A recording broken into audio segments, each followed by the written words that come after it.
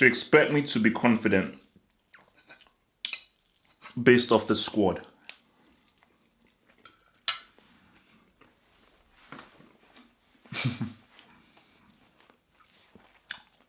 So you expect me off the squad. I'm supposed to go into the Croatia team full of confidence. So the 23-man squad for Nigeria has been confirmed. I'm going to go through this name by name, giving briefly whether I should say that this guy should be in or out or whatever.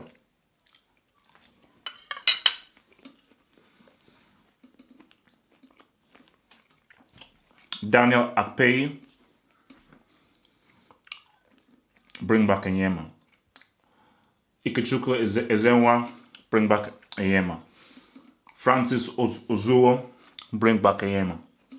That's what I said. So, Eldison Echijele, he's declined. That's just a fact. But Kenneth Omorewa, okay, fine. William Troost Ekong, part of the Oyibo wall, so I suppose he has to be there. Leo Balogo, part of the Oyibo, okay, fair enough. Sheyu Abdullahi,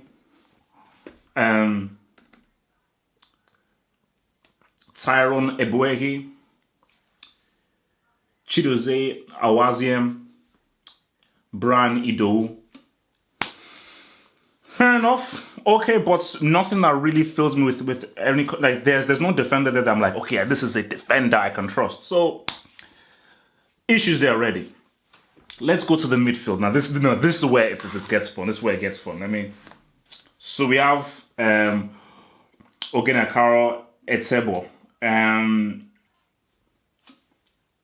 can't really say much whether he really feels with any confidence. Like, fair enough. John Obi Mikel. Doesn't he play in the Chinese league now? I know some of you will hate me for this, and I said, oh, Mikel is very decorated and so forth. People say, okay, he's very decorated and very experienced. What role did he have at Chelsea? He was a defensive midfielder. And are you going to tell me that Mikel was one of the key reasons why Chelsea won all those titles? Please tell me. Please go ahead and tell me. Wilfred Ndidi, one of Nigeria's best players and most important players. Extremely, extremely crucial. See, that is one name that I'm like, wow, okay, somebody. Ogeyo Onazi, out. Get him out of the team. He should be dropped. He should be nowhere near this team. He's not good enough. He's past it. Preferential treatments, maybe. John Ogu, fair enough, squad player. Jolobi, out. He's not good enough. I don't care whether you play in Syria or Torino. You're not good enough for the team. You used to be pretty good. Right now, you're not good enough for the team. So, and it's an insult to this team. And it's that wretched Eurocentric European bias that has him in this team. Forwards, Victor Moses, okay. Ahmed Musa, no. I'll say it. Musa, no. 4 years ago, Musa was tops. But as of now, sorry, Ahmed Musa is not this Ahmed Musa that we saw 4 years ago. He just isn't. Odion Igalo, sorry, you play in the Chinese Super League. You left top competition to play in the Chinese Super League. I don't think you deserve to be in this team. Iheanacho, again, another bright spark. Yes, for Leicester City, it's been up or down, but for me, he is one of the promising talents of Nigeria. Simeon Nwankwo, not seen much of him. Crotone, striker. Again, it's good to have another solid striker in there, but he wasn't the option I would pick. Alex Iwobi, another bright spark for me. So that's another one that actually, at least, lifts my spirits up. Not the marquee best player, but a guy that I feel can add meat to the midfield. So now I ask, what happened to Osimhen? What happened to Nwakali? What happened to Onyekuru? People say, Onyekuru was injured. No, he wasn't picked because of his fitness, but he is still fit now. As of right now, as we speak right now, he's fit. So because he's fit of right now, he gets put in the squad ahead of Igalo or Musa. Onazi, get the hell out of the team. Nwakali should be in there. And this is the thing that annoys me, because Genoro is from the road. He's from the road. Keshi is still Nigeria's greatest ever manager, because Westerhoff had the most talented team. But Keshi had a team that was less talented, and look at the football that they played. Gennaro is from the road. I've never heard of this dude. So, all because he's white and he's German, he's better than other local coaches. Because, guys, I told you, I'm going to be very real right now. We're going to a World Cup where there's going to be only one black coach. One. The Senegal guy. So, I think it was called CC, I believe. So, I mean, I'm not kind of saying, I have to be real, man. I am not confident. And I think the reason why I like this is like, now I know that I don't have to be excited now. I'm not filled with excitement right now. So now going into the Croatia game, yeah, we are underdogs. We're underdogs. So yeah, so now I cannot change my psychology. But the thing is that I've just been reading a lot of comments that guys have been saying on the whole Nigeria thing. Because some guys say, you know, take it easy. Why are you looking at what has happened of yesterday? It's a different thing. My thing is this: is that there are about 200 million in Nigeria. There are 200 million people in Nigeria. It is a cold-blooded lie. I don't care what anyone says. It is a cold-blooded lie that Onazi is amongst the 23 best players in Nigeria. That's a lie. It is a lie that Musa is one of the 23 best players in Nigeria. That's a lie. It's a lie that Igalo is one of the 23 best players in Nigeria. That's a lie. And some other guy said something that was very funny. He said, "Oh, but in Europe they understand the whole tactical thing." You see, it's that slave mentality that really annoys me.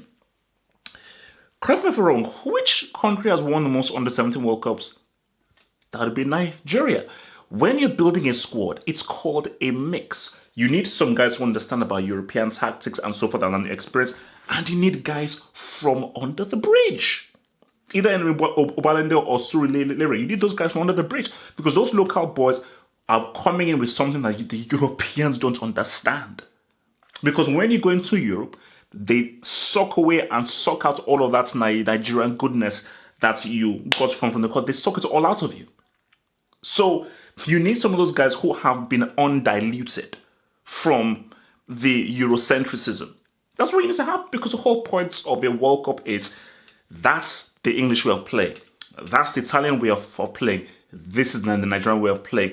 This is the South Korean way of playing. That is the beauty of the World Cup. I don't want to see a World Cup where Nigeria naturally play like Europeans. So I don't understand that comment by someone who says, "Oh, you need people that understand tactical understanding," because again, that's the reason why you have a dude from Gennaro who got marked, because there's a slave mentality. There's an inferiority complex of, because he's white, even if he has no experience, therefore he's better. The very fact, guys, I'm going to rant. The very fact that Keshi, the captain of the 1994 African Nations Cup winning side, wasn't fully supported by the NFF tells me why I despise that organization. I despise that organization so much. And that's why I don't want to interview any of those guys. That's why I love this platform of the Football Horse, because I'm sorry, I'm not going to do any interviews with any players. I'm not going to do any interviews with the NFF. This is because, I'm allowed to be real now. Because if I do interviews, it compromises me, because now I can say my true feelings, okay? I don't like that NFF thing. Pinnick, I've got issues with it. So if I ever saw Pinnick, I'll say, let's talk. I've got issues. Because I'm feeling preferential treatment. I think some guy even mentioned that Onazi is only in the squad because Pinnick likes him and he wants him in there.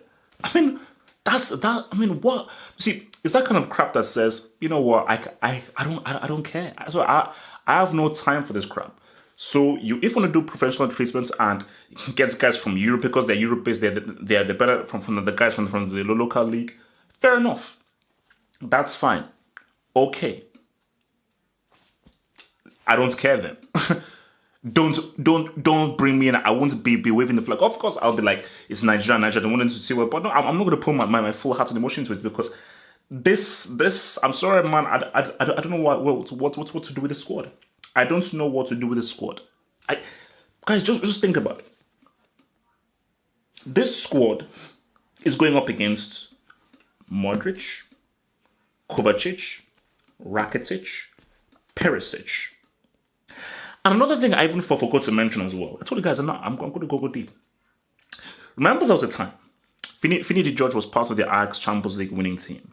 Kanawanko was part of the Champions League winning team. Amunike, I believe, went to Barcelona. Finidi George then went to, Real Betis, who was still a big team back then. Babayaro, of course, for Chelsea.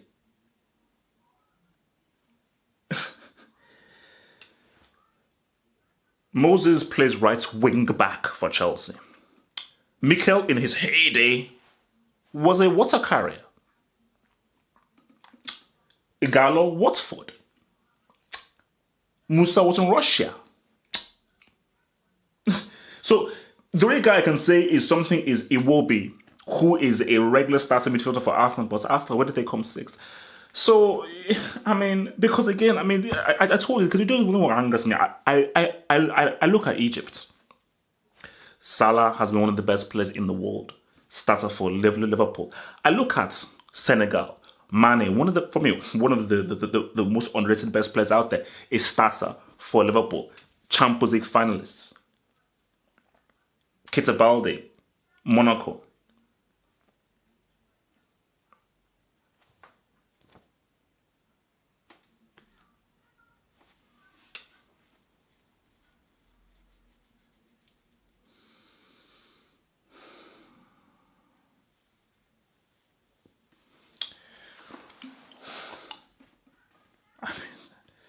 No. Comments. Comments, please. Tell me that I'm wrong, that I'm being over emotional, that I'm being irrational. Give me all of that crap. But I know what I grew up with.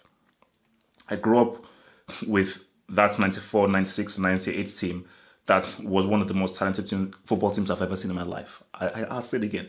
That 94, 96, 98 team was one of the most talented teams I've ever seen in my life. There were about 5, 6, 8 dribblers. Anybody could dribble.